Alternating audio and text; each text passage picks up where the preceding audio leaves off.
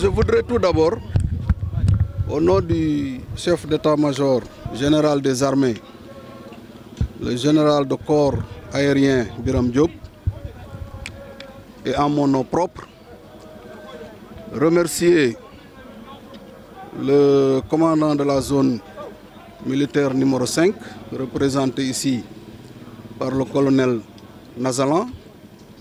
Vous savez tous que le commandant de zone a perdu un de ses fils avant-hier. Et je saisis l'occasion pour lui dire toute notre compassion pour cet événement douloureux. Donc remercier le commandant de zone et remercier aussi le chef de corps du 5e bataillon pour l'organisation parfaite de cette belle fête. Il a eu la chance et l'honneur d'organiser la première édition. Il entre ainsi dans l'histoire. Donc c'est une fête qui devient traditionnelle, donc à perpétuer au fil des années à venir. Alors le but de cette fête, c'est d'abord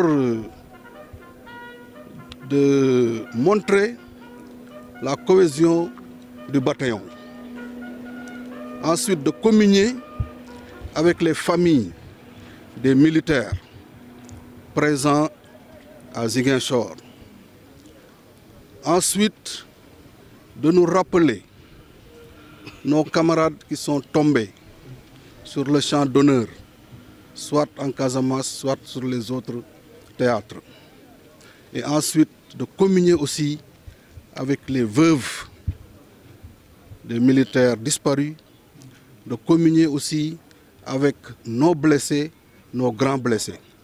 Donc vraiment, c'est une fête qui a une grande signification, une opportunité à saisir que tous les bataillons, n'est-ce pas, de l'armée de terre vont désormais saisir et célébrer, chacun à son tour. Alors le 5e bataillon, comme tous les autres bataillons, c'est un bataillon qui a une histoire élogieuse, née de manière embryonnaire par une compagnie. Elle est montée en puissance jusqu'à devenir aujourd'hui un bataillon opérationnel.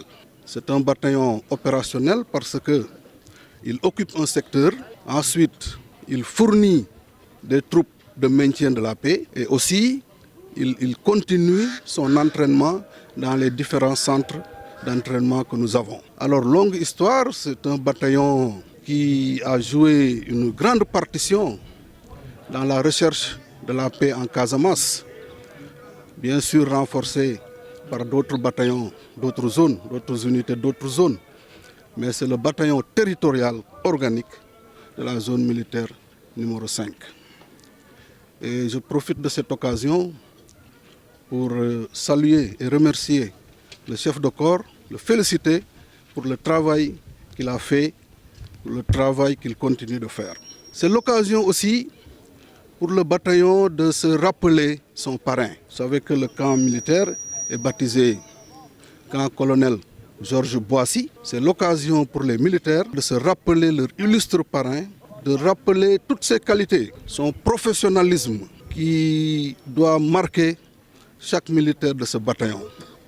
C'était un illustre officier qui a eu un parcours très honorable dans les armées et qui mérite vraiment d'être cité en exemple, qui mérite vraiment d'être montré la face des jeunes soldats.